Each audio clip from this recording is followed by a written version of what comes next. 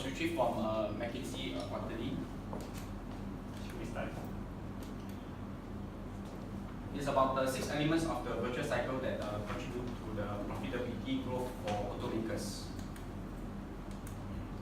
These are the 6 elements of the virtuous cycle: trim mix strategy, MSRP and incentives, dealer margin management, financing, after sales and services, pricing, and remarketing. This is the Ansoff matrix, and I will be plotting each of these elements onto the Ansoff matrix.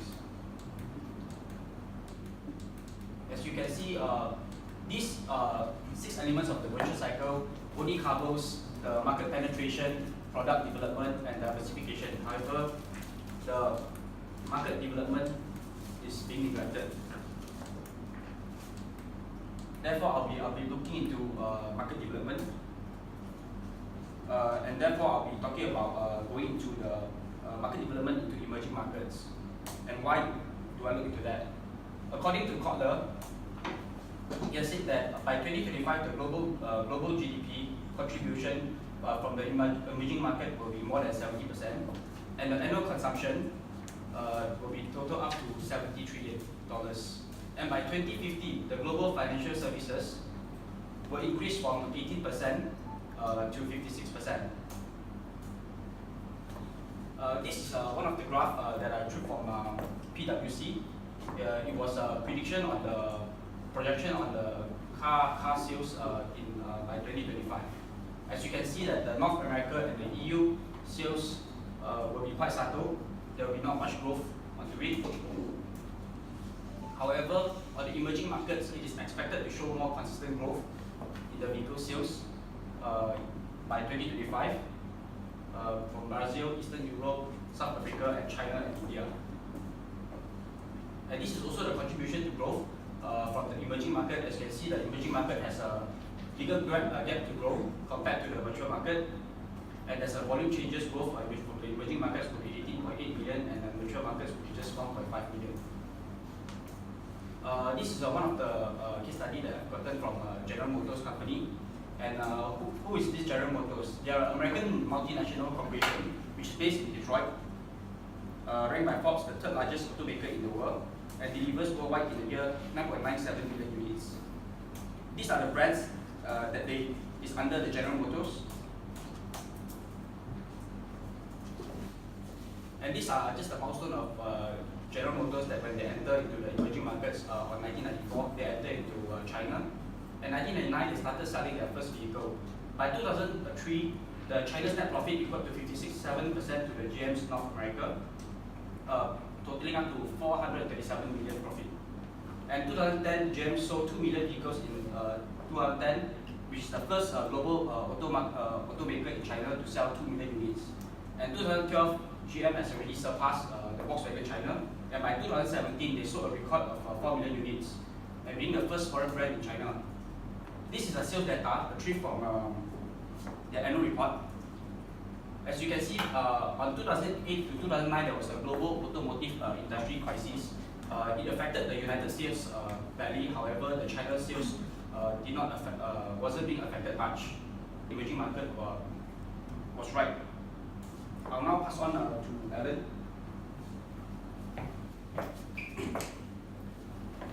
Hi everyone, I'll start my presentation with this statement. This statement extracted from the articles and then under the after-sale phase of the virtual cycle. This statement says that car maker may increase after-sale revenue if they provide the right service format to the price-conscious customer. For instance, provide a cheaper service format to direct customers who not willing to pay a higher price to the dealership. Okay, I'm not going to dispel this statement, but I want to reinforce this statement with 2 points here. The first point I want to talk about is dealership network is still the key to the success of after-sales strategy. Then, a survey done by Dr. Moore and team saying that 85% of customers still use dealer touch point. Customers still rely on the dealership to make decisions to buy the car. And then the car maker tend to do the research to customers' strategy for the spare parts and accessories. And then At the same time, I think car makers should also emphasize the product knowledge at the dealership level. Because even when the customer purchase the item from the website, they still go back to the dealership office to do the fixing of the accessory and spare part. So no matter how, the customer still come in contact with the dealership office. Then when customer buy a car, after survey on the online survey, after the present physically in the dealership of showroom, they still go back to the dealership office to buy the car, and then it's the first contact the customer will have with the dealer, but not the car maker most of the times. That's why this is the first contact is very important to upsell the accessory and the spare part, and to build the staff loyalty. So from a survey done by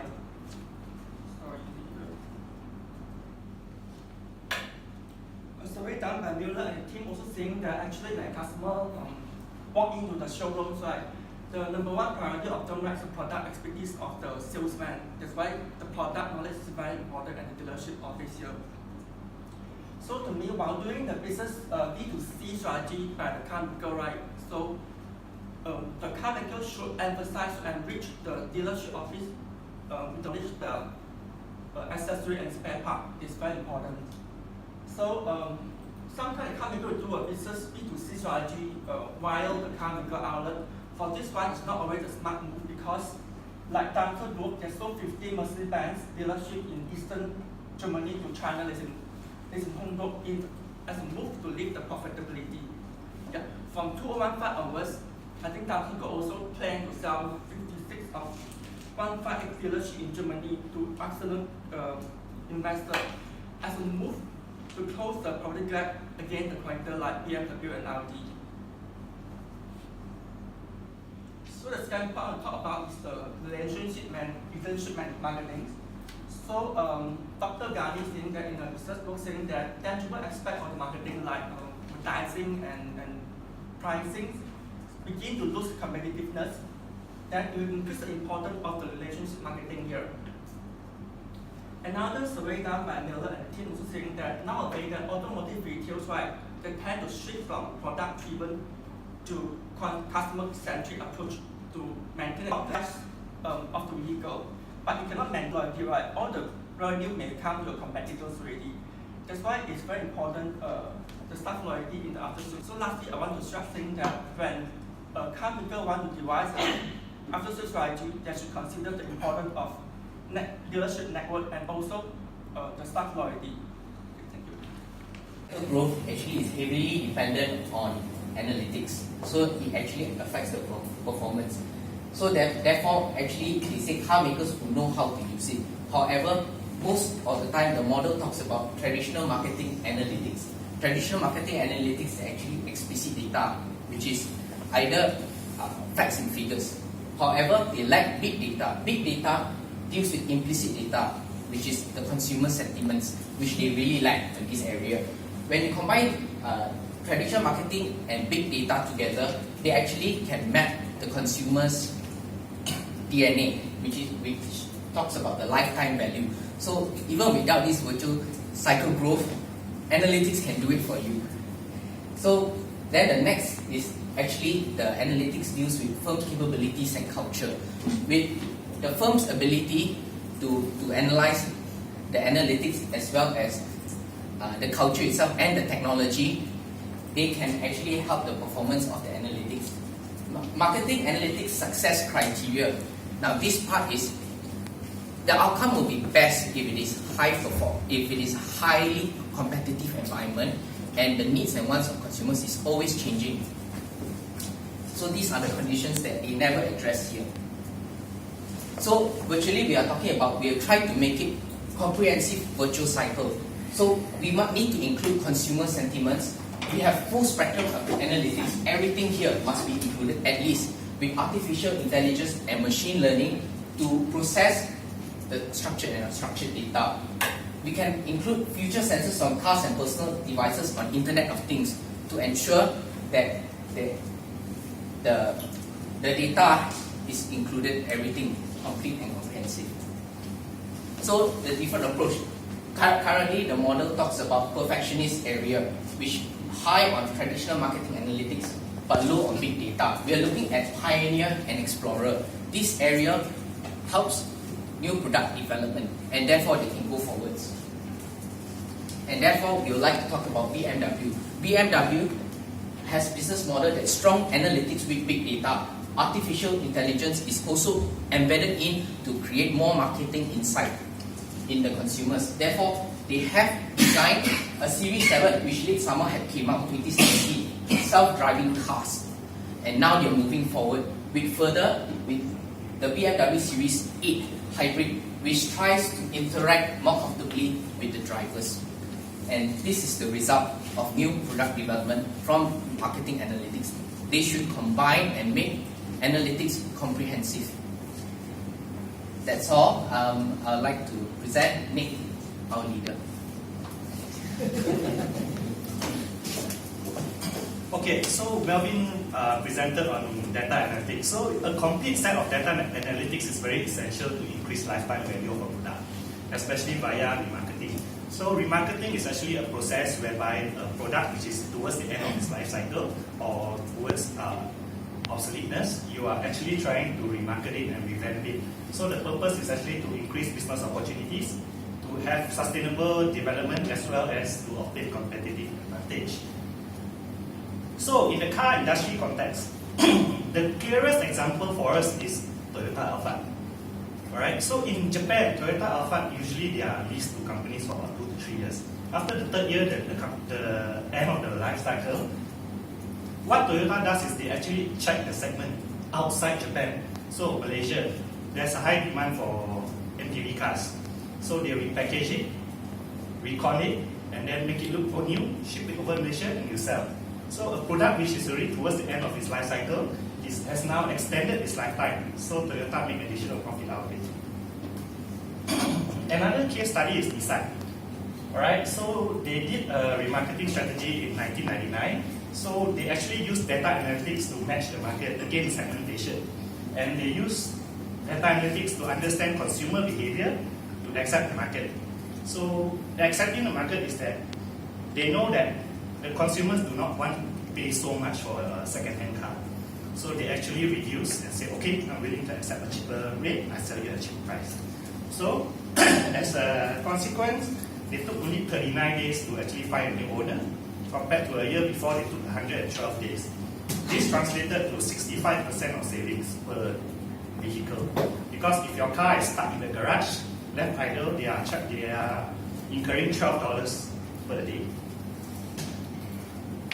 Okay, our article actually emphasized heavily on remarketing, but they actually, Kotler in 1971 argued that there's a term called demarketing. So demarketing is actually to reduce demand for a certain product, whether temporarily or permanently, for the benefit of a long-term future. So in the car industry, cars are usually, majority they are all petrol-based or diesel-based. So you and I know that petrol and diesel actually contributes to the environment pollution. So it's not good. So if we take demarketing process, they should be focusing more on electric cars. Alright, so it shows the people that this is a more sustainable product, as well as it shows that they are a societal marketing concept company. So that's why the marketing must not be excluded from the article as well. So with this, I'd like to conclude our team's presentation. Our title, which is Creating Continuous Complete Consumer Cycle. So creating is market development, continuous is after sales service, complete marketing analytics, as well as consumer cycle remarketing. Thank you.